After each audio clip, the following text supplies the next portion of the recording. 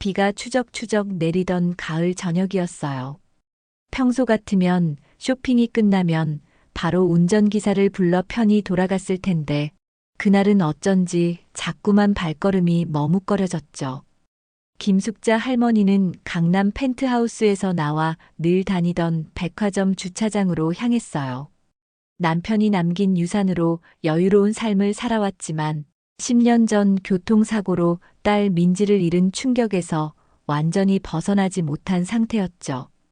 그날도 쇼핑을 마치고 나오는 길에 종종 내리던 비가 갑자기 거세지는 바람에 우산을 꽉 움켜쥐었어요.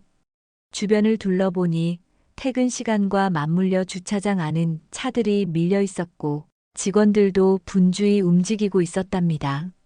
할머니는 평소엔 별 생각 없이 지나치던 주차장의 바닥을 유심히 살피며 걸어갔어요. 비에 젖은 바닥에서 불빛이 반사되어 반짝이는 것들이 눈에 들어왔는데 그중 무언가 시커먼 빛을 내는 작은 물체가 눈길을 끌었죠. 이게 뭐지? 할머니는 빗방울을 피해 재빨리 달려가 그 물건을 집어들었어요. 검은색 가죽 지갑이었습니다. 겉면은 낡아 보였지만 곳곳에 스티치가 깔끔하게 살아있는 걸 보니 꽤 고급 제품 같았어요. 보통은 분실물 센터에 맡기거나 경비실에 전해줬을 텐데 그날은 왠지 직접 확인해 봐야겠다는 생각이 들었답니다. 비바람을 맞으며 주차장에 서 있기에는 날씨가 너무 굳었기 때문에 조금 더 안전한 곳으로 이동하고 싶어졌어요. 할머니는 우산을 제대로 펼쳐 잡고 주차장 구석에 있는 의자 쪽으로 자리를 옮겼죠.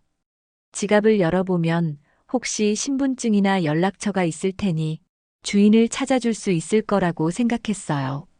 젖은 손을 바지에 슬쩍 닦아내고 조심스레 지갑을 열어본 순간 낯선 긴장감이 할머니의 가슴을 파고들었죠. 안쪽 지퍼에는 현금 몇 장과 신용카드, 그리고 신분증 하나가 꽂혀 있었어요. 이걸 주워서 다행이네. 잃어버린 사람이 곤란했을 텐데. 그렇게 중얼거리며 신분증을 꺼내 눈길을 주는 순간 할머니는 그 자리에 얼어붙고 말았어요. 민지야? 사진 속 여자의 얼굴은 10년 전 세상을 떠난 딸 민지와 놀랍도록 똑같았죠. 하지만 이름은 서지원으로 되어 있었어요. 할머니는 자신도 모르게 손이 덜덜 떨렸어요. 10년 전 그 사건 이후 민지의 얼굴을 이렇게 또렷하게 마주하는 일은 상상조차 못했거든요.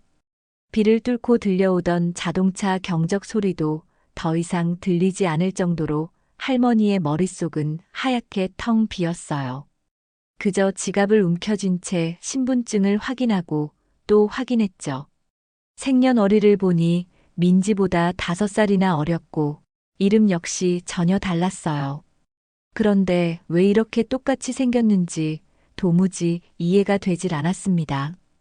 이미 오래전에 세상을 떠난 딸과 똑같은 외모를 가진 사람을 이런 우연한 상황에서 마주하게 될 줄은 꿈에도 몰랐으니까요. 간혹 세상엔 닮은 사람이 3명쯤 있다는 말을 들어본 적은 있지만 이건 그런 단순한 닮음이 아니었어요. 정말 똑같아 보였답니다. 심장이 두근거리는 걸 진정시키려 할머니는 깊게 숨을 들이마셨지만 숨이 턱 막혀와 다시 내뱉기도 어려웠어요. 잠시 숨을 고른 뒤 가방에서 휴대폰을 꺼내 신분증과 사진을 비교해가며 카메라로 촬영해 두었죠. 이건 그냥 넘어갈 수가 없겠어. 마치 시간을 거슬러 올라가 민지와 재회라도 한 듯 할머니는 혼란과 충격에 휩싸인 채 주차장을 나섰어요. 차량이 줄지어 경적을 울리는 와중에도 그녀의 머릿속은 오직 신분증에 찍힌 그 얼굴 생각뿐이었답니다. 집으로 돌아와서도 가슴이 진정되지 않았어요. 빗방울을 피해 집 안으로 들어온 직후 신발을 벗는 것도 있고 한참 동안 서 있었죠. 펜트하우스 거실은 늘 고요했지만 그날은 왠지 유난히 더 적막하게 느껴졌습니다. 할머니는 지갑을 식탁 위에 조심스럽게 올려두고 축축하게 젖은 머리를 쓸어 넘겼어요. 민지, 정말 너가 다시 돌아온 건 아니겠지? 혼잣말처럼 내뱉은 그 한마디는 공허한 거실에 맴돌았어요. 어둠이 깔린 창밖으로는 화려한 강남의 야경이 펼쳐졌지만 그 빛들을 보며 마음의 여유를 느낄 새가 없었습니다. 할머니는 무심결에 민지의 사진을 꺼내 지갑 옆에 놓았어요. 사진 속에 환하게 웃는 민지와 신분증 사진 속 지원의 얼굴이 겹쳐 보이자 순간 소름이 돋았죠. 분명 다른 사람일 텐데 어쩜 이렇게 똑같지? 그날 밤 할머니는 좀처럼 잠을 이룰 수 없었어요. 창문을 두드리는 빗소리를 들으며 지갑을 어떻게 해야 할지 몇 번이고 고민했습니다.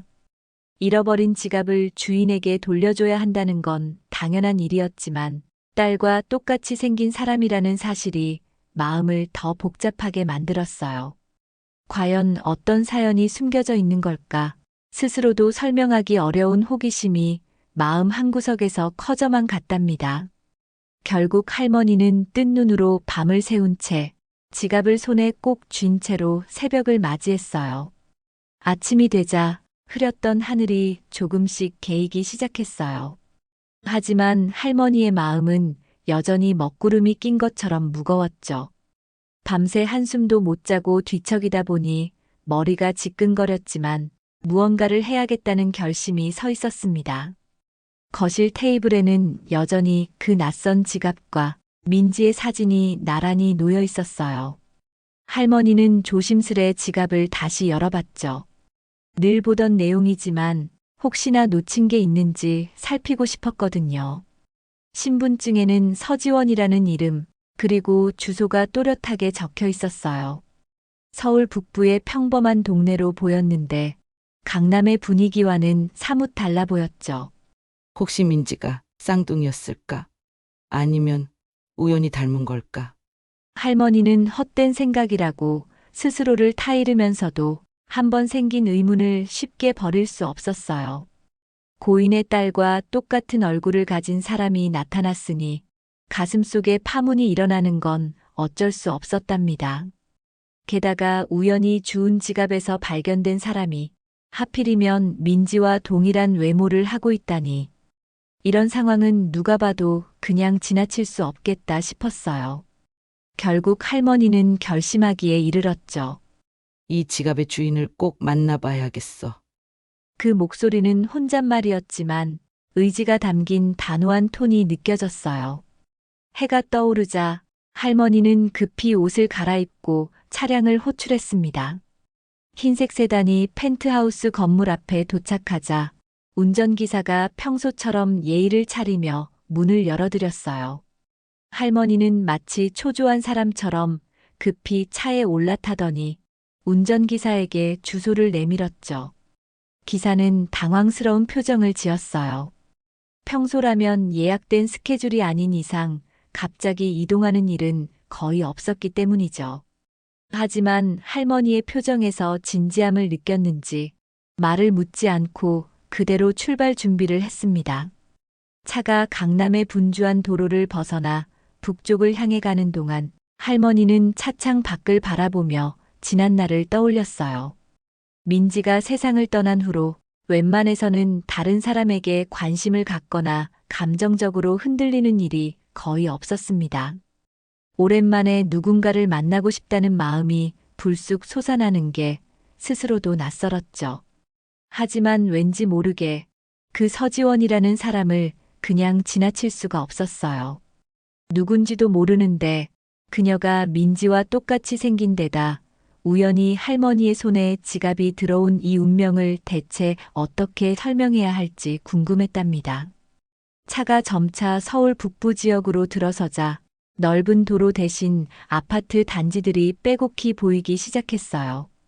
강남의 고층 빌딩 대신 평범해 보이지만 정겨운 분위기의 동네가 펼쳐졌죠. 가로수 사이사이로 단풍이 물들기 시작한 게 보였고 가을 바람에 나뭇잎들이 살짝 흔들리는 모습이 눈길을 사로잡았어요. 할머니는 어제 내린 비로 여전히 촉촉한 도로를 힐끗 바라보며 본격적으로 이번 일에 뛰어드는 자신을 다잡았답니다. 마음 깊은 곳에서 희미한 기대감이 피어오르는 걸 느끼면서 할머니는 창밖의 풍경을 조용히 바라봤어요. 1시간 가까이 걸려 도착한 곳은 서울 북부의 평범한 아파트 단지였어요. 경비부스가 있는 출입문을 지나 조경수가 잘 정돈된 길을 따라 천천히 들어가니 15층짜리 건물이 눈에 들어왔죠. 할머니는 운전기사를 시켜 지정된 동과 호수를 확인했고 주소가 맞다는 걸 재차 확인한 뒤에야 차에서 내렸어요. 바람이 선선하게 불어왔고 조금 전까진 묘하게 긴장되던 숨이 살짝 풀리는 기분이 들었습니다.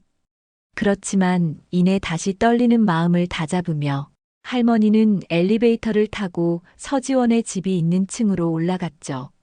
복도 끝에 자리한 문 앞에는 아기자기한 화분이 몇 개 놓여 있었는데 첫인상으로는 꽤나 따뜻하고 소박한 느낌이 풍겼어요. 할머니는 초인종 앞에서 잠시 망설였지만 숨을 크게 내쉬고 벨을 눌렀어요. 띵동 소리가 울리자 안에서 발소리가 들려왔습니다. 문이 열리는 순간 할머니는 가슴이 쿵쾅거려 말을 잇지 못했죠. 누구세요? 나타난 여자의 얼굴이 민지와 너무나도 흡사했거든요. 민지보다 조금 더 젊어 보이긴 했지만 눈매며 입술 모양까지 놀라울 정도로 닮아 있었어요. 어제 백화점에서 지갑을 주웠는데요. 당황한 목소리로 말하는 할머니는 가슴속이 복잡했어요. 아직 정신을 제대로 수습하지 못했지만 최대한 태연한 척 지갑을 내밀었답니다. 그 여자는 할머니가 내민 지갑을 보자마자 얼굴이 환해졌어요. 정말 감사합니다. 어제부터 찾느라 혼났어요. 그녀는 연신 고개를 숙이며 고마워했고 할머니를 집 안으로 안내했어요. 평범한 원룸을 기대했지만 생각보다 깔끔하고 안락해 보이는 인테리어였죠. 거실 한 구석에는 책장이 가득 놓여 있었고 곳곳에 악보와 악기 케이스가 보이는데 음악을 하는 사람인 듯 했어요.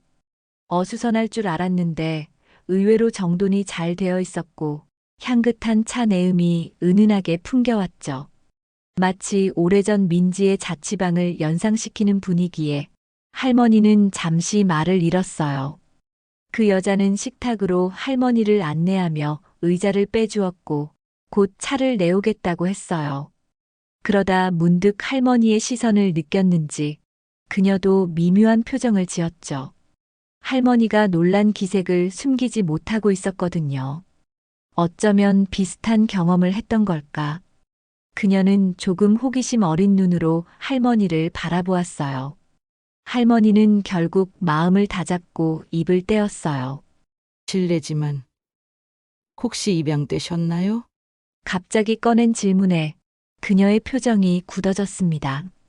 어떻게 아셨죠? 그 반응은 놀라움과 당혹감이 섞인 것이었어요. 할머니 또한 자신이 너무 직설적이었나 싶어 순간 겸연쩍어졌습니다. 하지만 이미 말을 꺼냈으니 물러설 수 없었어요. 그런 대화를 나누게 될 줄은 몰랐지만 할머니는 그녀가 민지의 얼굴을 하고 있다는 사실만으로 이 질문을 할 수밖에 없었습니다. 서지원이라는 이 낯선 여자는 몇 마디 안 되는 대화에도 민지 특유의 말투와 목소리 톤이 묘하게 겹쳐 보였어요. 할머니는 애써 담담한 표정을 유지하려 애썼지만 눈동자는 떨리고 있었죠. 지원은 부엌 쪽으로 가더니 차를 내오겠다고 했어요. 그녀가 일어서서 걸어가는 모습마저도 민지의 옛 모습을 떠올리게 했죠. 똑같은 키와 체형은 아니었지만 흐트러짐 없이 움직이는 자세가 묘하게 닮아 보였거든요. 할머니는 식탁 앞에 조용히 앉아 집 안 구석구석을 살펴보았어요. 그리 크지 않은 거실이었지만 각종 악기 케이스와 음반이 가지런히 놓여 있어 음악과 함께 살아온 흔적이 곳곳에 배어 있었습니다. 민지 방을 오래전에 정리했을 때 문학책들로 가득 찼던 책장 풍경이 떠올라 잠시 가슴이 뭉클해졌어요. 지원이 따뜻한 차를 내려 식탁에 놓자 향긋한 내음이 거실을 가득 채웠죠. 겉보기에는 단아해 보였지만 자세히 보니 찻잔 가장자리가 조금씩 달아있는 게 눈에 들어왔어요. 아마도 오래전부터 이 찻잔 세트를 써왔거나 누군가가 예전에 물려준 물건일 수도 있겠다는 생각이 들었답니다. 그 작은 디테일 하나에도 왠지 모를 정감이 느껴졌어요. 사실 제가 5살 때 입양되었어요. 지원이 조심스레 말을 꺼냈어요. 처음 보는 사람에게 쉽지 않은 이야기를 꺼내면서 그녀 역시 긴장한 듯 손끝을 살짝 떨고 있었죠. 양부모님은 제가 15살 때 돌아가셨어요. 그 후로는 혼자서 살아왔죠. 지원의 목소리에는 담담함과 쓸쓸함이 함께 묻어나왔어요. 여러 번 꺼냈을 법한 이야기지만 그 과정을 되짚을 때마다 마음 한편이 저려왔을 게 분명했습니다. 할머니는 잠시 손을 모으고 눈을 감았다 떴어요. 민지를 잃은 슬픔과 지금 눈앞에 젊은 여자가 겪었을 상실감이 묘하게 겹치는 느낌이 들었거든요. 하지만 너무 깊이 연민을 드러내거나 조심스레 접근하면 오히려 지원이 부담스러워할까봐 말을 고르는데 신중을 기했습니다. 그렇군요. 어려서부터 많이 힘드셨겠어요. 짧은 말 한마디였지만 할머니는 진심으로 애도와 위로를 전하고 싶었어요. 지원은 찻잔을 살짝 들어 차를 마시더니 마른 입술을 축였어요.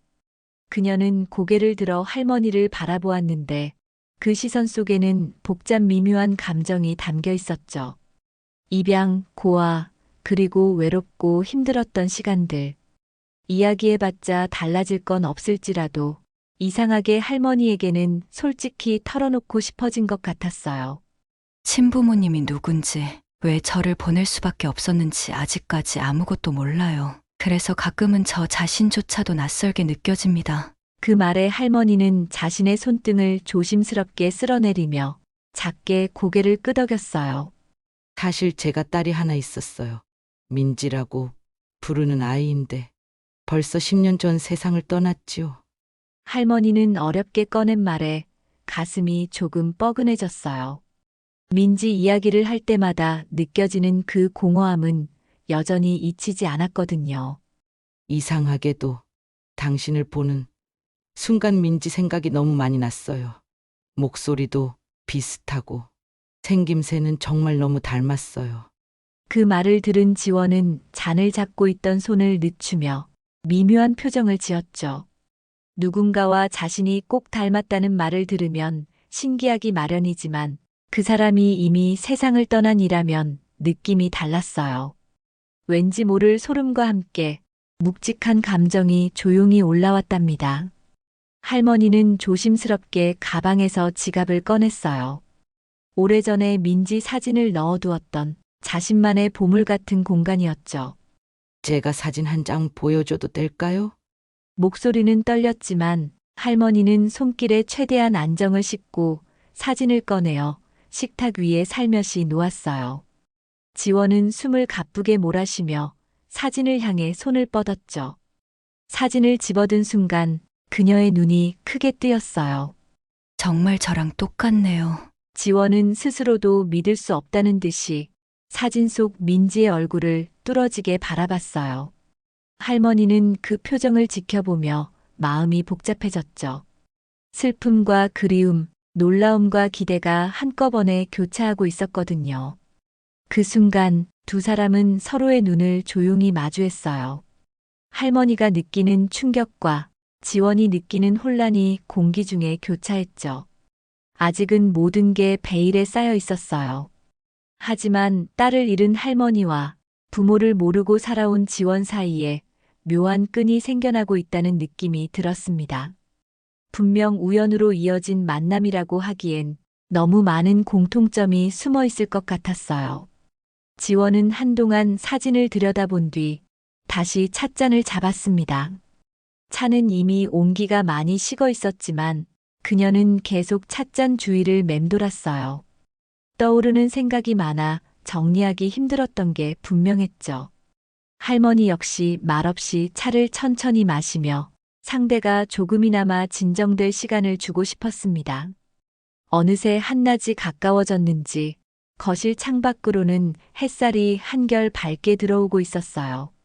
하지만 그 빛을 받으면서도 두 사람의 마음속에는 작은 돌덩이가 내려앉은 듯 무거운 기운이 감돌았답니다.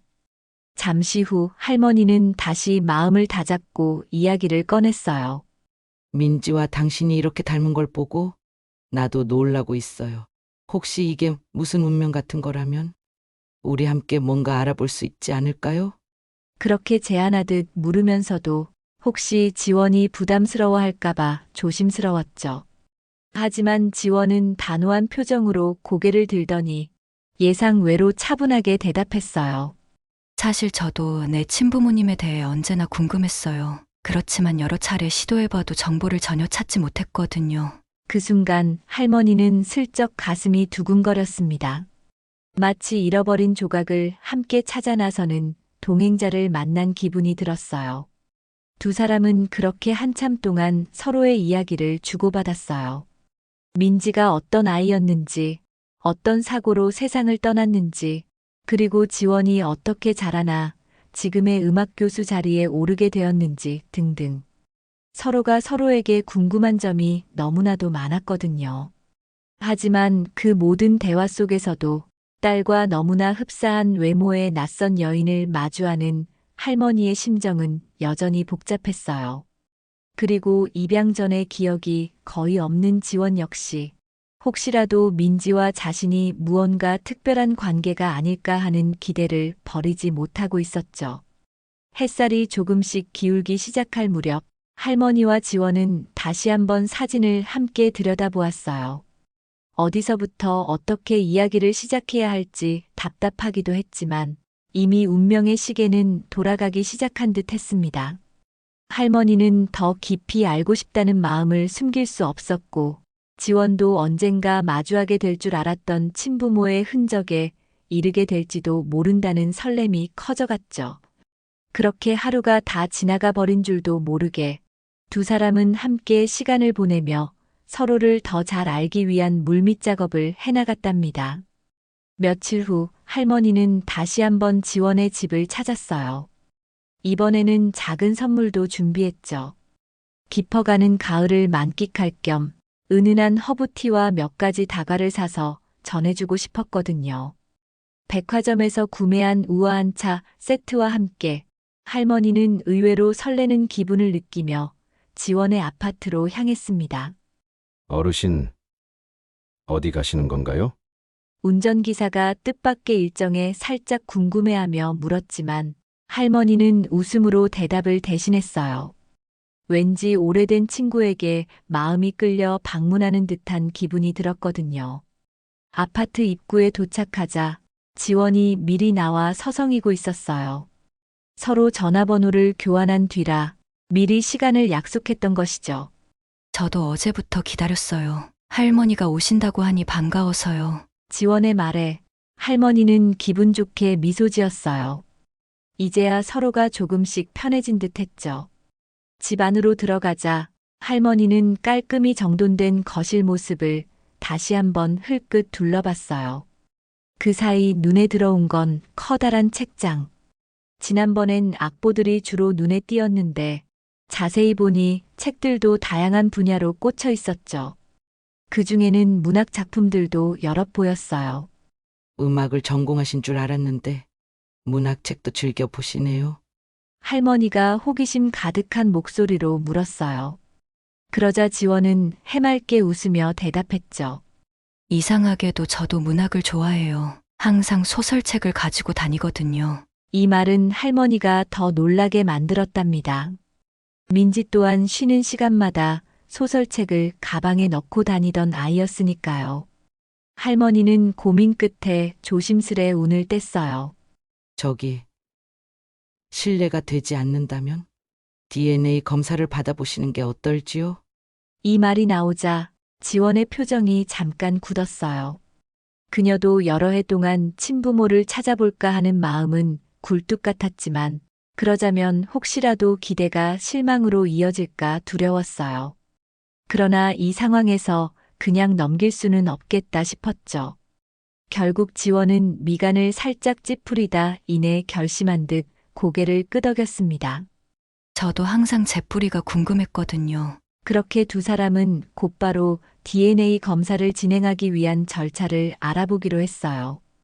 병원이나 유전자 분석 기관에 연락해 테스트 방법을 문의했고, 필요한 샘플 채취부터 결과를 기다리는데 걸리는 시간까지 구체적으로 확인했죠.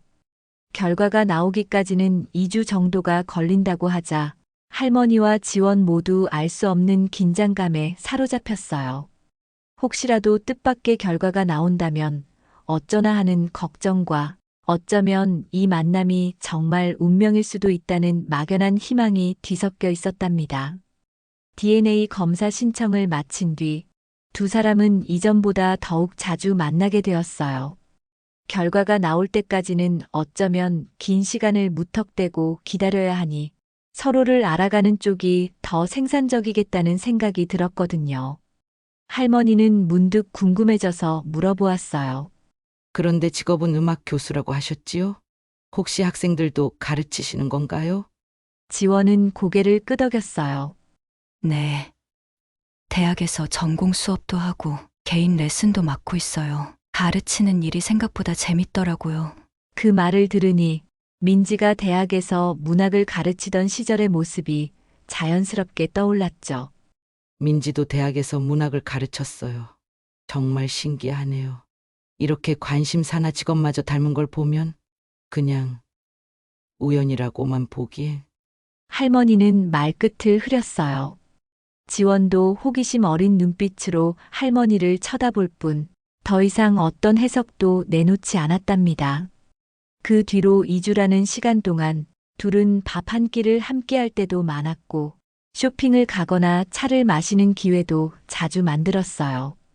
특히 음악과 문학 이야기가 오갈 때면 서로의 취향이 생각보다도 훨씬 비슷해서 깜짝 놀랄 정도였죠.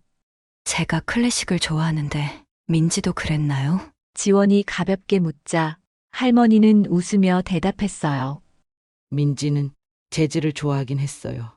하지만 한 번은 클래식 공연 티켓을 사서 저를 데리고 간 적도 있었답니다. 그날 이후로 클래식에 흥미를 가졌었어요. 이렇듯 사소한 이야기들이 오갈수록 두 사람은 함께하는 시간이 점점 편안해졌고, 서로가 주고받는 시선 속에 묘한 유대감이 싹 트는 걸 느꼈어요. 어느 날 지원의 집에서 차를 마시던 중 할머니 눈에 무언가가 띄었죠. 책장 한켠에 꽂힌 낡아 보이는 일기장이었는데 앤티크풍 표지가 희미하게 달아있어 꽤 오래된 물건처럼 보였어요. 할머니는 호기심에 그 일기장으로 시선을 잠시 둔 뒤 곧바로 지원을 쳐다봤어요. 이건 민지의 일기장과 똑같은데. 무심코 새어나온 말에 할머니는 깜짝 놀라 다시 입을 다물었어요. 민지가 생전에 썼던 일기장과 너무 닮아 있어 순간적으로 마음속 이야기가 튀어나온 것이었죠. 지원은 고개를 갸웃하며 그 일기장을 조심스레 꺼냈어요. 이거요? 아, 이 일기장은 입양될 때 제가 가지고 있던 유일한 물건이에요. 지원은 그 일기장을 식탁으로 가지고 와서 마치 어린 시절의 보물 상자를 보여주듯 조심스럽게 펼쳐 보였어요. 군데군데 세월의 흔적이 남아 색이 바랜 종이와 삐뚤빼뚤한 글씨가 뒤섞여 있었죠. 크게 기대한 건 아니지만 할머니는 순간 심장이 빠르게 뛰었습니다. 설마 여기에 어떤 단서라도. 희미한 기대감이 머릿속을 스쳤어요. 떨리는 마음으로 일기장 첫 페이지를 넘긴 할머니는 눈앞에 펼쳐진 글씨체에 눈을 떼지 못했어요. 이 글씨. 그 글씨체가 낯설면서도 익숙했기 때문이었죠. 크게 비뚤어지지 않았지만 독특한 회계 모양이 분명 기억 속 어딘가에 자리 잡고 있었습니다. 첫 페이지 상단에는 이렇게 적혀 있었어요. 사랑하는 지원아, 너가 이 글을 읽을 때쯤이면 넌 이미 커서 나를 기억하지 못할 거야. 하지만 널 포기한 건 결코 내 의지가 아니었다는 걸 알아주길. 할머니는 두 손으로 일기장을 부여잡고 한 글자 한 글자 읽어 내려갔어요. 그리고는 머릿속을 곧바로 스쳐 지나가는 한 인물을 떠올렸죠. 이 글씨, 민지의 대학 친구 수연이가 쓴 글이야. 할머니 입속에서 무심코 나온 말에 지원은 눈을 깜빡이며 할머니를 바라봤어요. 수연이요? 할머니는 고개를 끄덕이며 오래전 기억에 잠긴 듯 낮은 목소리로 말했어요. 민지가 대학 시절 가장 친했던 친구 중 한 명이었죠. 두 사람이 참 각별했는데 무슨 이유에서인지 어느 순간 함께 사라졌었어요. 지원은 눈을 반짝이며 일기장 속 글씨를 살폈어요. 어릴 때는 그저 복잡해 보이는 문장들이라 다 읽지도 못했지만 어느 순간부터 이 글이 자신의 뿌리에 대한 실마리가 될 수도 있겠다는 생각을 하긴 했답니다. 하지만 글씨체가 누구 것인지까지는 알 수 없었기에 그저 덮어두고 있었어요. 그녀는 할머니에게 시선을 돌리며 물었죠.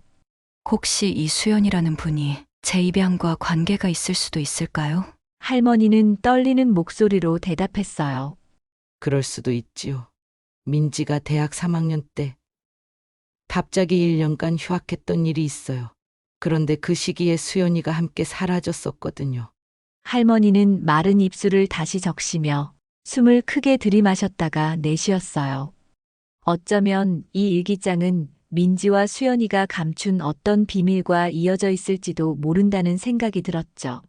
그 휴학 기간 동안 무슨 일이 있었는지는 잘 몰라요. 민지가 아무 말도 안 했거든요. 그냥 여행을 다녀온다고만 했는데 꽤 오래 집에도 안 들어오고 수연이하고만 지냈죠.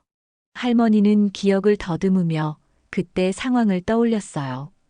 대학교 3학년이면 20살 중후반이었을 테니 아직 철없을 수도 있는 나이지만 두 사람이 동시에 학교를 그만뒀으니 가족들은 모두 의아해했었답니다. 그러나 민지는 돌아온 뒤에도 그 일에 대해 일절 말이 없었고 그 후로 몇 년이 지나고 나서야 결혼을 했어요.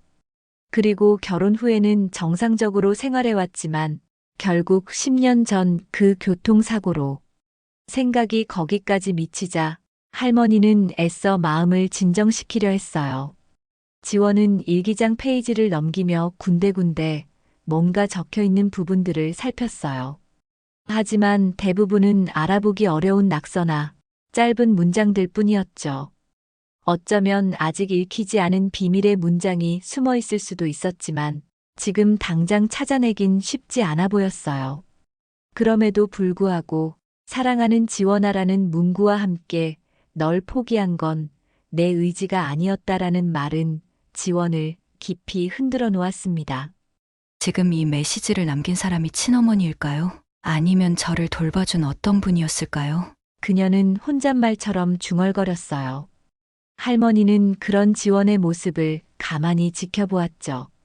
왠지 오래전 민지가 책상에 앉아 무언가를 몰두하며 적던 모습이 떠올라서 다시금 가슴 한편이 시려왔답니다. 시간이 좀 더 지난 뒤 지원은 할머니에게 다시 물었어요. 민지 어머니께서 수연이라는 분을 알고 계시다면 혹시 만나볼 수도 있지 않을까요? 할머니는 고개를 숙인 채 천천히 대답했어요. 그 친구가 지금 어디에 있는지는 전혀 몰라요. 민지가 세상을 떠난 뒤로는 연락할 길이 아예 끊겼거든요.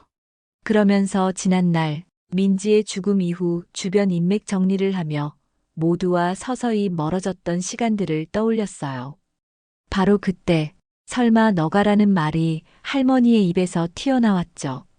뭔가 직감적으로 느껴지는 게 있었지만 아직 확신이 없었기 때문이었어요.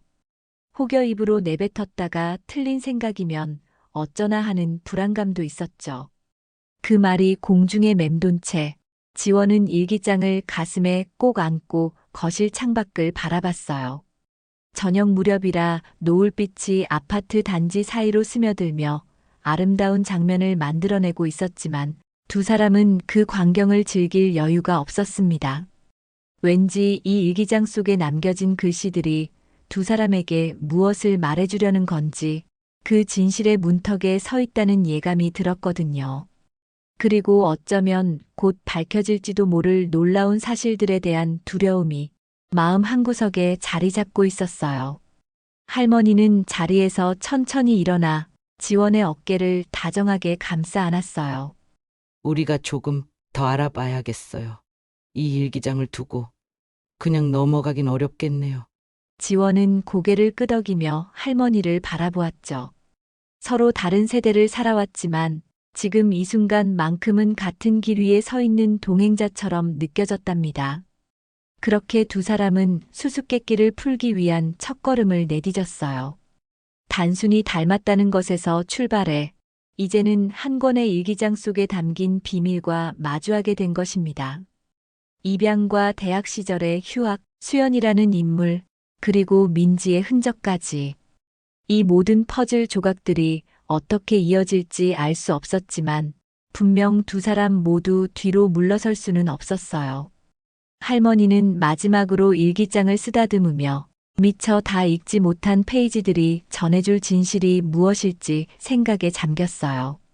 지원 역시 입술을 꾹 다문 채 가슴 속에서 알 수 없는 불안과 기대가 동시에 치솟는 걸 느꼈답니다.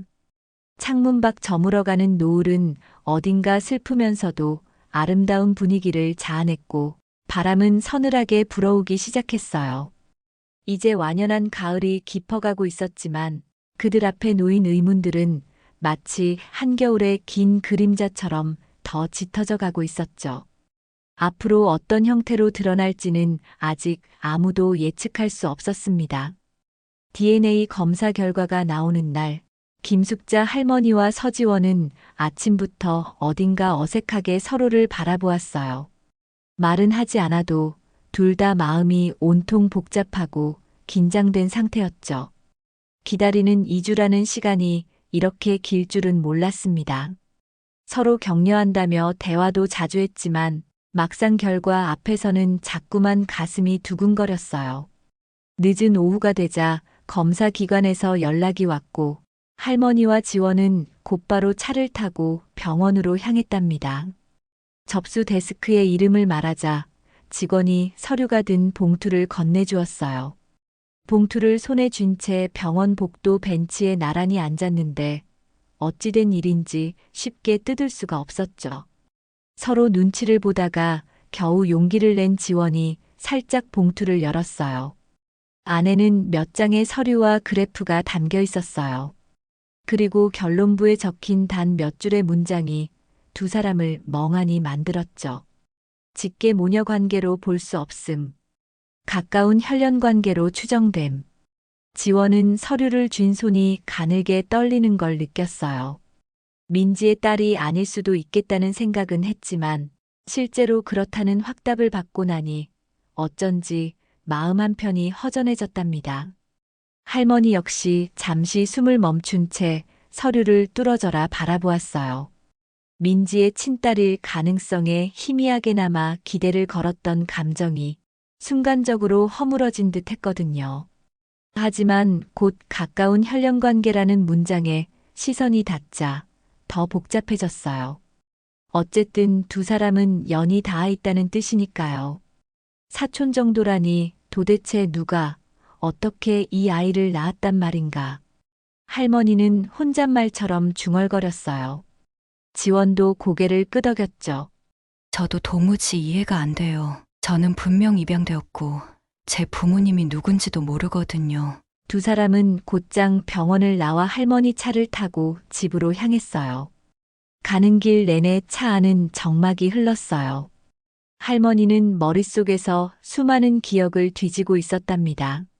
하지만 뚜렷한 실마리를 떠올리기엔 시간이 너무 많이 흘렀고 민지가 떠나고 난 뒤로 그 주변 인물들과 연락을 거의 끊었으니 어디서부터 알아봐야 할지도 막막했어요. 집에 도착하자마자 할머니는 오래된 서랍을 뒤지기 시작했어요. 그러다 한편에서 무언가가 적힌 낡은 수첩을 발견했답니다. 수십 년 전에 적어놓은 주소와 전화번호가 빼곡히 쓰인 작은 노트였죠. 어쩐지 중요한 열쇠가 될 듯한 느낌이 들었어요. 여기 보니 예전에 민지가 친하게 지내던 친구들 연락처가 있네. 수연이라는 이름도 있어. 할머니는 그 노트 페이지를 손가락으로 짚으며 중얼거렸어요. 수연. 민지와 대학교 3학년 때 유독 같이 다녔던 친구. 둘이 함께 휴학했다는 사실이 기억 속에 어렴풋이 남아 있었죠. 지원도 그 이름에 반응했어요. 두 사람은 노트에 적힌 낡은 전화번호를 보고 깜짝 놀랐어요. 이미 예전 것이라 통할지도 모르겠지만 혹시나 하는 마음에 전화를 시도해 보기로 했습니다. 그런데 역시나 오래된 번호는 사라진 지 오래였죠. 대신 주소가 적혀 있었는데 몇 번의 이사 끝에 바뀌었을 가능성이 높아 보였답니다. 그래도 가만히 있을 순 없었어요. 결국 다음 날 아침 할머니와 지원은 노트에 적힌 주소를 따라 무작정 수연을 찾아 나섰어요. 역시나 주소지에는 다른 사람이 살고 있었고 이사간 지도 오래되었다고 하더군요. 하지만 가까운 편의점 주인에게 물어보니 예전에 수연이라는 사람이 그 근처에 살긴 했다고 했어요. 정확한 새 주소는 모르지만 다른 동네로 이사 갔다는 이야기만 얼핏 들었다며 고개를 갸웃했죠. 할머니는 포기하지 않고 민지와 수연이 함께 다녔던 대학교 동문 카페나 커뮤니티를 수소문해 보기로 했어요. 컴퓨터를 잘 다루지 못했지만 지원이 도와줘서 여러 사람에게 메시지를 보내보고 과거 사진도 뒤져봤죠. 며칠 동안 수십 통의 연락을 시도했는데 뜻밖의 한 사람이 수연 선배를 아는 것 같다며 답장을 보내왔어요. 그 사람은 대학원 동기가 모임에서 수연이의 근황을 들었다고 했고 연락처는 주지 못하지만 과거 수연이 부모님 댁 주소가 그나마 유일하게 남아있다고 얘기해 주었답니다. 그리고 우여곡절 끝에 마침내 수연의 부모가 예전에 살던 곳을 알게 되었어요. 옛날 주소지만 혹시 아직도 거기 계실 수도 있지 않겠어? 할머니는 그렇게 스스로에게 말하며 택시를 잡아탔어요. 지원도 곁에서 아무 말 없이 긴장된 표정으로 할머니 손을 꼭 잡고 있었죠. 이렇게 기나긴 수소문 끝에 찾아간 곳은 서울 변두리의 오래된 주택가였어요. 낡은 담장과 오래된 철문이 세월의 흔적을 고스란히 품고 있었어요. 여기가 맞는지 잘 모르겠구나. 할머니는 작은 목소리로 중얼거렸고 지원도 묵묵히 골목 구석구석을 살폈어요. 안쪽 골목으로 들어가자 가게들이 드문드문 있는 조용한 주택가 풍경이 펼쳐졌죠. 지나가는 동네 주민 몇 명에게 혹시 수연 어머니를 아느냐 물었는데 대부분 모르겠다고 고개를 저었어요. 포기하려는 찰나 슈퍼마켓에서 물건을 정리하던 아주머니가 손가락으로 지목해 주었어요. 저기 끝집에 사시는 분이 아마 그분일 거예요. 두 사람은 숨을 고르며 조심스럽게 그 집 초인종을 눌렀죠. 잠시 후 인기척이 들리더니 문이 살짝 열렸어요. 흰 머리의 노년 여성 한 분이 조심스레 고개를 내밀었는데 할머니는 한눈에 직감했답니다. 아, 혹시 수연이 어머니 되시는 분인가요? 그 노년 여성은 눈살을 찌푸리며 낯선 얼굴들을 바라보다가 할머니 얼굴을 자세히 보곤 작게 탄식을 뱉었어요. 혹시 민지 엄마 아니세요? 이것만으로도 할머니는 가슴이 쿵 내려앉았어요. 눈앞에 있는 분이 정말 오래전에 봤던 그 얼굴이라면 제대로 찾아온 게 분명하죠. 수연 어머니는 문을 활짝 열며 너무 오래전 일이라 반가움과 당혹스러움이 섞인 표정으로 손님들을 맞이했어요. 어떻게 오셨어요? 민지가 떠난 뒤로 한 번도 못 봤는데 거실로 안내받아 자리에 앉은 할머니는 들고 온 가방을 꼭 쥔 채 조용히 숨을 고르다가 불안한 마음을 애써 달래며 이야기를 꺼냈어요. 사실 제 딸 민지와 너무 닮은 아이를 만났는데 DNA 결과가 사촌 정도라고 나왔지 뭐예요. 저 아이가 바로 서지원이라고 해요. 그러면서 지원을 소개했죠. 지원이는 자기 뿌리를 전혀 모르고 살았어요. 민지와 얼마나 닮았는지. 혹시 무슨 사연이 있나 해서 수연이를 찾아봐야겠다고 결심했죠. 수연 어머니는 놀란 눈으로 지원을 바라보다가 메마른 목소리로 할머니에게 되물었어요. 지원이가 민지하고 사촌 관계일 수도 있다는 말씀이신가요? 할머니는 작게 고개를 끄덕였어요. 그러자 수연 어머니의 표정에 한순간 어둠이 드리우더니 한숨을 내쉬며 서랍장 어딘가를 뒤적이기 시작했어요. 곧 오래된 서류 몇 장을 꺼내 놓았는데 그 안에는 예전에 민지와 수연이 함께 처리했던 문서들이었죠. 이게 뭐냐면 민지 아버지 쪽에 얽힌 문제였어요. 어느 날 갑자기 민지하고 수연이가 둘이서만 긴 이야기를 나누더니 한참 동안 학교도 쉬고 이리저리 다녔죠. 알고 봤더니 민지 아버지에게 숨겨진 가족이 있었다고. 정확히는 민지 할아버지 때부터 이어진 뿌리가 좀 복잡했어요. 알고 보니 할아버지의 다른 자녀가 더 있었다네요. 할머니는 자신도 모르게 입술을 깨물었어요. 남편이 살아있을 때 이런 이야기를 전혀 들은 적이 없었거든요. 수연 어머니는 가만히 시선을 바닥에 떨어뜨린 채 말을 이었어요. 민지는 그 사실을 알게 되자 자기와 피가 이어진 가족이 더 있다는 걸 알고 충격을 받았어요. 수연이도 같이 그 문제에 휘말렸죠. 결국 두 사람이 휴학까지 한 건 그쪽 가족을 찾아다니며 뭔가 정리하려고 했기 때문이에요. 그 이야기를 듣던 지원의 눈이 흔들렸어요. 민지와 수연이 남몰래 휴학했던 이유가 출생의 비밀과 관련이 있었다니. 그렇다면 자기와 어떤 식으로 연결되어 있을지 상상도 안 갔지만 뭔가 실마리가 조금씩 풀려나가는 듯 했죠. 수연 어머니는 오래된 문서 사이에서 빛바랜 사진 한 장을 꺼냈어요. 사진 속에는 젊은 시절의 민지와 수연, 그리고 낯선 남성과 여성 한 쌍이 함께 서 있었어요. 그 여성 옆에 아주 어린 아이가 서 있었는데 얼굴은 거의 보이지 않았어요.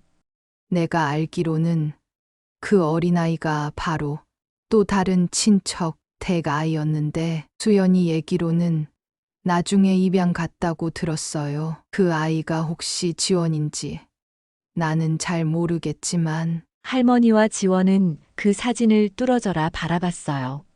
사진 뒷면에는 할아버지 댁에 모인 날이라고 적혀 있었고 날짜는 대략 20년이 훌쩍 넘은 때였죠. 그러니 지금의 지원 나이와도 얼추 맞아떨어질 수도 있겠다는 생각이 들었어요. 그 순간 할머니는 가까운 혈연관계라는 검사 결과가 자연스럽게 떠올랐어요.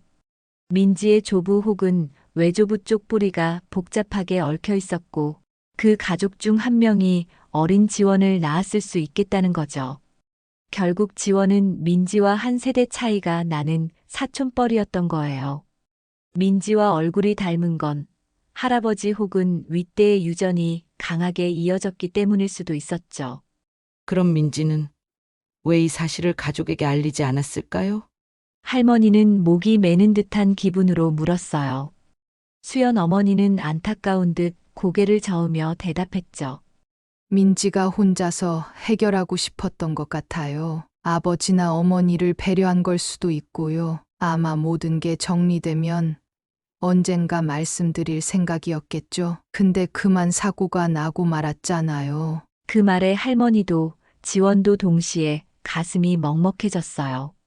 민지는 다 이유가 있어서 말을 아꼈을 거라는 생각에 미안함과 안타까움이 뒤섞여 오는 겁니다.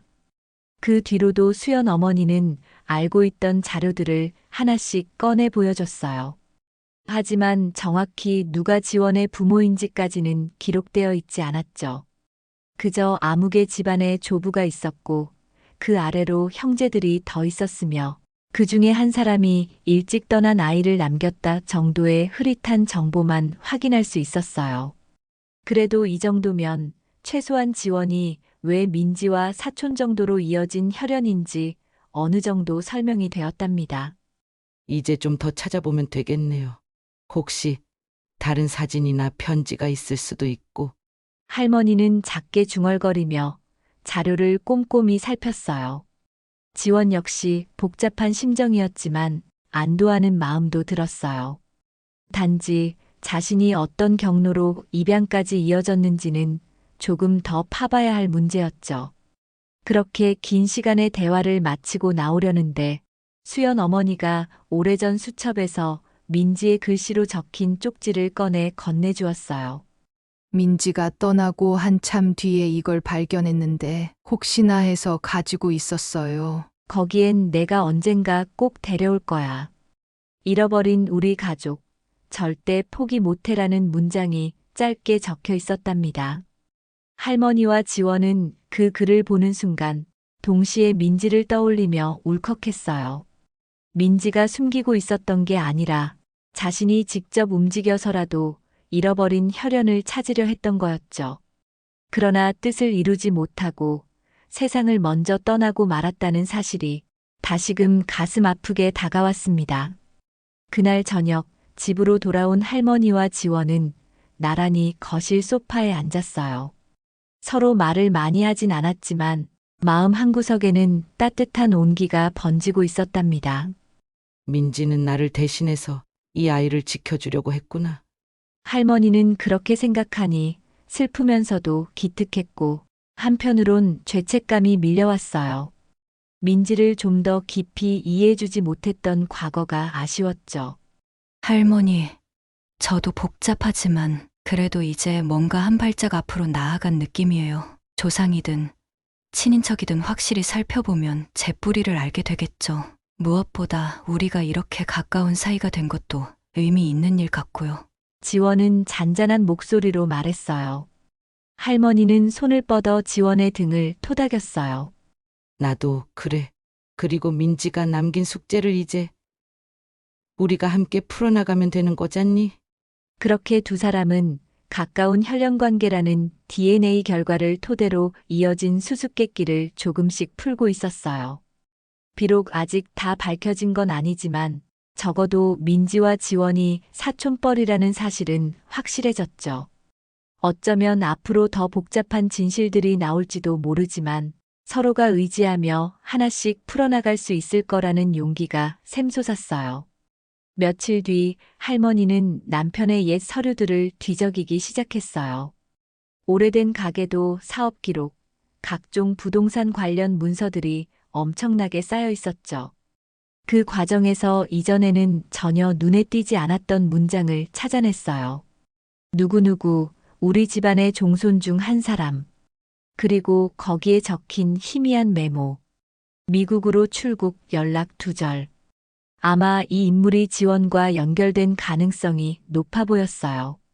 민지와 사촌격인 인물일 수도 있었고 그 인물의 자녀가 곧 지원일 수도 있죠. 할머니는 그 서류를 지원에게 보여주며 같이 조금 더 자세히 조사해보자고 제안했어요. 지원도 적극적으로 나섰어요. 그들은 전문 상담사를 통해 해외 입양 정보 조회를 시도하거나 오래된 신문 공고까지 뒤져보았죠. 물론 쉽진 않았어요. 하지만 서로 포기하지 않고 꼼꼼히 살피는 과정을 통해 점차 희미한 줄거리가 잡혀가고 있었답니다. 그 사이 지원은 딸 민서와 함께 할머니 집을 자주 드나들었어요. 민서는 화려하고 넓은 펜트하우스 구석구석을 신기하다는 듯 둘러보며 밝게 웃었어요. 그리고 할머니는 그 웃음을 보며 문득 민지의 어린 시절을 떠올리곤 했죠. 어릴 적 민지도 호기심이 많았고 집안 곳곳을 누비며 웃고 떠들던 아이였거든요. 할머니, 민서가 여기서 잘 놀아도 괜찮을까요? 어느 날 지원이 조심스레 묻자 할머니는 손사래를 치며 환하게 웃었죠. 그럼 이 집이 허전했는데 아이 웃음소리가 들리니까 얼마나 좋은지 몰라. 나도 준비해둔 간식이 많으니 마음껏 놀게 하렴. 민서는 연신 고맙습니다. 를 외치며 거실을 휙휙 뛰어다녔어요. 그 모습에 지원도 할머니도 절로 미소가 번졌답니다. 가끔은 셋이서 함께 외식을 하러 나가거나 근교로 가벼운 드라이브를 떠나기도 했어요. 그럴 때면 할머니는 민지가 살아있을 때 누리지 못한 가족 나들이 시간을 보상받는 기분이었어요. 사진도 많이 찍었죠. 차 안에서 민서는 새로운 동요나 이야깃거리를 끊임없이 늘어놓았고 지원은 그런 딸을 다정한 시선으로 바라봤어요.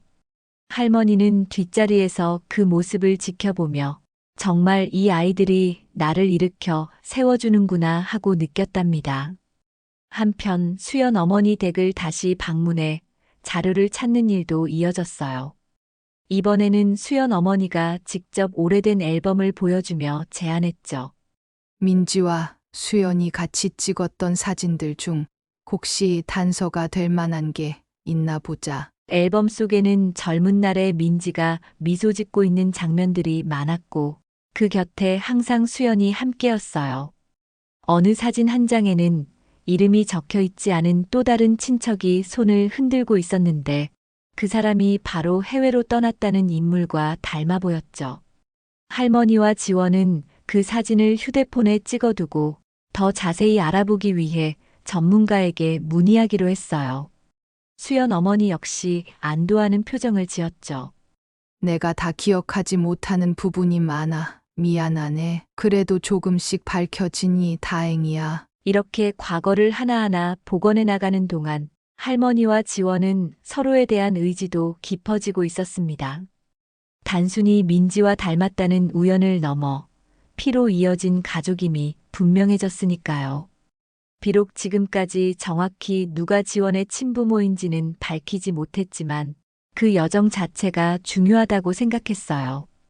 그러던 어느 주말 아침 할머니는 거실 서랍장 깊숙이 보관했던 유품 상자를 꺼냈어요. 안에는 민지가 애지중지했던 소설책과 공책, 그리고 할머니가 딸과 찍었던 옛 사진들이 소중히 담겨 있었죠. 할머니는 지원을 불러 그 상자를 열어 보여주었어요. 민지가 참 좋아했던 책이야. 가끔은 여기 메모도 해놓았지. 지원은 조심스럽게 그 소설책을 펼쳐보며 형광펜 자국과 민지의 작은 필기를 읽어내려갔어요. 정말 마치 마음속을 들여다보는 기분이네요. 민지의 필체가 살아있는 문장을 볼 때마다 두 사람은 말로 표현하기 힘든 애틋함을 느꼈어요. 민지가 왜 이렇게 침묵을 지켰는지, 얼마나 외로웠는지 이제야 조금 알 것 같구나. 할머니 목소리가 살짝 떨렸어요. 하지만 이내 한숨을 내쉬고는 굳은 결심을 다지는 눈빛으로 지원을 바라봤답니다. 그래도 우리 민지가 못다한 일을 이어가야 하지 않겠니? 잃어버린 인연들을 찾아서 함께하고 이렇게 좋은 일도 나누고. 지원은 손에 든 책을 꼭 쥔 채 고개를 끄덕였어요. 네, 저도 그러고 싶어요. 그 후로도 여러 차례 수소문과 서류 조사, 주변 인맥을 더듬는 일이 이어졌어요. 동시에 할머니와 지원은 작은 일상 속에서 서로를 새로운 가족으로 받아들이는 시간을 보냈죠. 민서는 할머니 집에 점점 익숙해졌고 할머니는 의뢰해둔 정원사에게 부탁해 아이가 뛰어놀 만한 작은 화단도 꾸며주었어요. 가끔 지원이 대학 수업을 마치고 오는 길에 민서를 데리고 오면 셋이 함께 저녁 식사를 하고 이야기를 나누곤 했답니다. 어느 날 저녁 할머니는 민지의 사진을 보고 있다가 혼잣말처럼 중얼거렸어요. 이제 민지의 빈자리가 완전히 채워지는 건 아니겠지만 그래도 더 이상 외롭지는 않구나. 거실에서 장난감을 정리하던 민서가 고개를 들며 밝게 웃었어요. 할머니, 우리랑 계속 같이 놀아요. 그 한마디에 할머니는 울컥하는 감정을 느꼈죠. 마치 민지가 아이 시절로 돌아와 말을 걸어준 것처럼 벅찬 기분이 들었어요. 지원 역시 그런 모습을 곁에서 지켜보며 자신이 새롭게 얻게 된 가족이라는 울타리에 안도감과 설렘을 동시에 느꼈습니다. 저도 앞으로 자주 놀러 올게요. 할머니가 허락하신다면 제가 가진 음악 자료들도 이곳에 놔두고 같이 들어볼까요? 그러자 할머니는 쾌활하게 고개를 끄덕였어요. 그럼 이 집은 이젠 우리 가족 공간이지. 편할 대로 해도 돼. 그날 밤 지원이 민서를 데리고 돌아간 뒤 할머니는 소파에 홀로 앉아 조용히 창밖을 바라봤어요. 강남의 야경이 여전히 화려하게 펼쳐졌지만 이제 그 불빛이 예전처럼 공허하지 않았죠. 문득 서랍 속에서 민지가 남긴 편지를 하나 발견했을 때가 기억났어요. 편지에는 내가 세상을 떠나더라도 언젠가는 이 가족에게 또 다른 기쁨이 찾아올 거라 믿어요라는 구절이 있었죠. 할머니는 그때는 이 말이 무슨 뜻인지 잘 몰랐는데 지금쯤이면 민지가 예고했던 그 기쁨이 바로 지원과 민서가 아닌가 생각했어요. 며칠 뒤 할머니는 결심을 굳혔는지 운전기사를 시켜 법률사무소를 찾아갔어요. 재산과 관련된 문제들, 혹시라도 지원과 민서가 불이익을 당하지 않도록 미리 조치해두려 했거든요.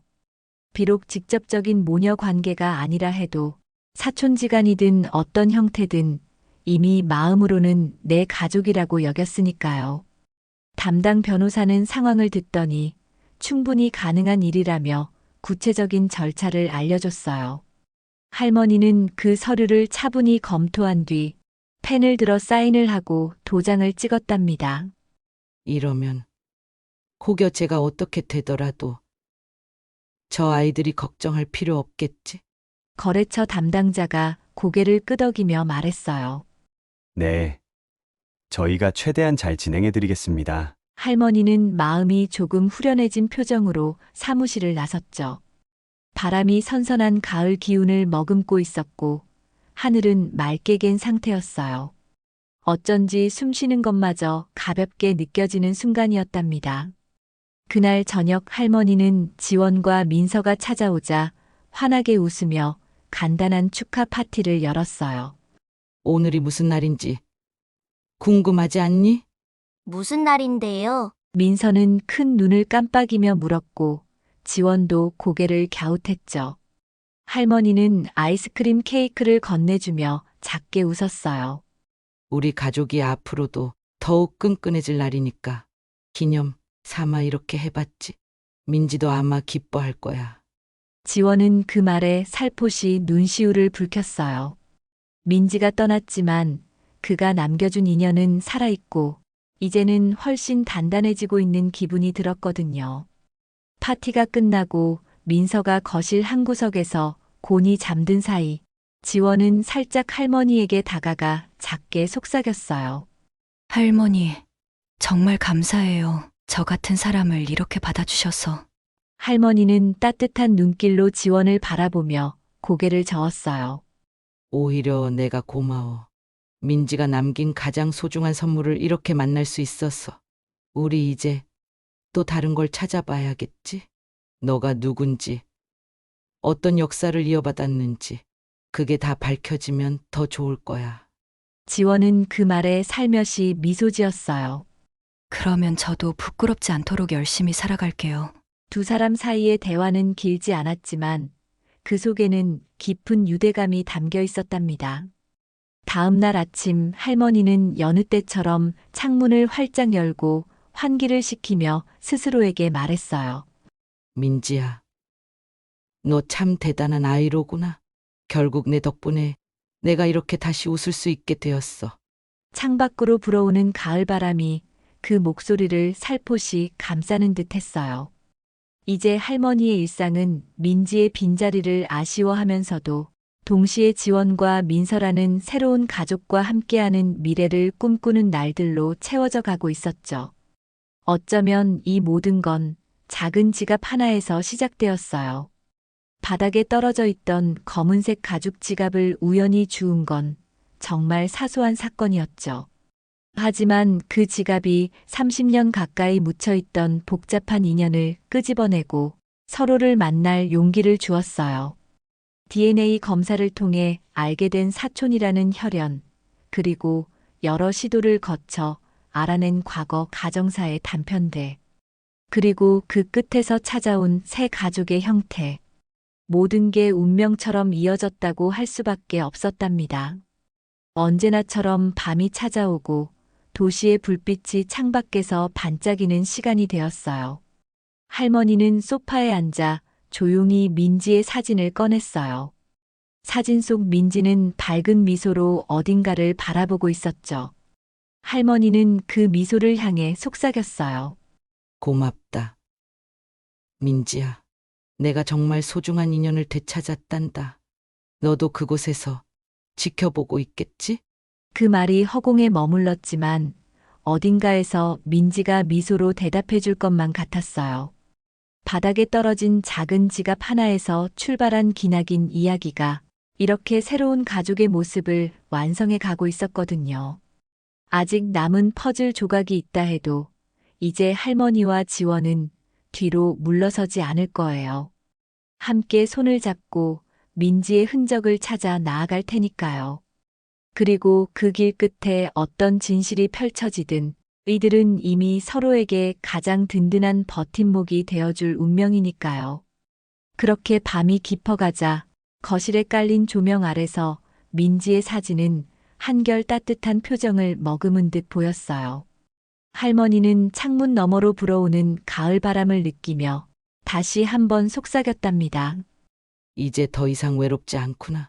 이 집엔 너가 남긴 귀한 선물이 함께 살아있으니 말이다. 마치 민지가 잘했어요.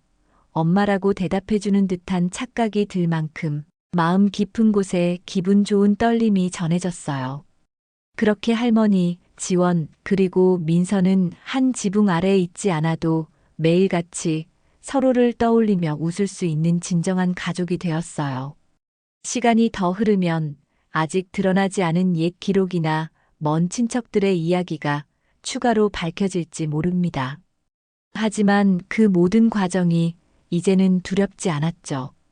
오히려 이들은 민지의 뜻을 이어 잃어버린 인연을 찾아가는 길에 설렘을 느끼고 있었답니다. 어느새 새벽이 가까워지자 할머니는 거실불을 끄고 천천히 안방으로 걸어갔어요. 내일이면 또 지원이 민서를 데리고 올 예정이었으니 예쁜 과일과 간식을 준비해야겠다고 생각하며 미소를 지었죠. 실내는 조용했지만 어쩐지 그 정막조차 포근하게 감싸주는 느낌이 들었어요. 민지가 사라진 뒤 공허하게만 느껴지던 공간에 다시금 웃음소리가 머무를 수 있게 된 건 바로 이 인연 덕분이니까요. 하루를 마무리하며 할머니는 속으로 다짐했어요. 내가 지킬게. 민지의 목까지. 이 아이들을 아끼고 사랑하리라. 그 약속은 아무도 듣지 못했지만 깊은 마음에서 우러나오는 다짐이었기에 더욱 소중했답니다. 그리고 먼 어딘가 아마도 민지도 그 약속을 듣고 미소를 지어주었을 거예요.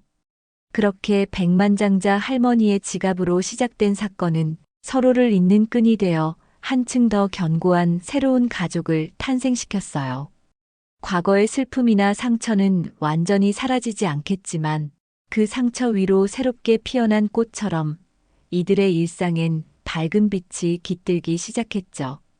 가을은 깊어가고 바람은 차가워져도 할머니와 지원 그리고 민서가 함께 만드는 이 가족의 이야기만은 따뜻하게 이어지고 있습니다.